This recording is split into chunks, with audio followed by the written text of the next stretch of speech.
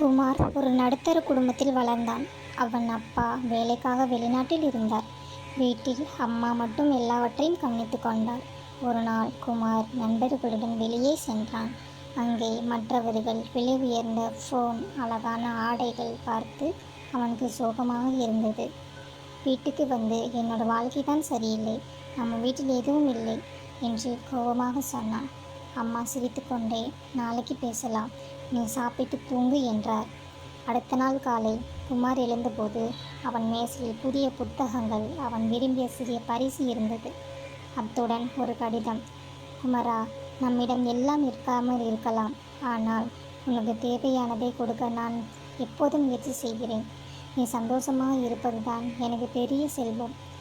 அப்போதுதான் குமாருக்கு புரிந்தது, அவன் பார்த்தது பொருள், ஆனால் உண்மையான செல்வம் அம்மாவின் அன்பு. அவன் ஓடி சென்று அம்மாவை கட்டிப்பிடித்து, மன்னிச்சிடு அம்மா என்றார். அம்மா மெதுவாக அவன் தலை மீது கை வைத்து கூறினார்,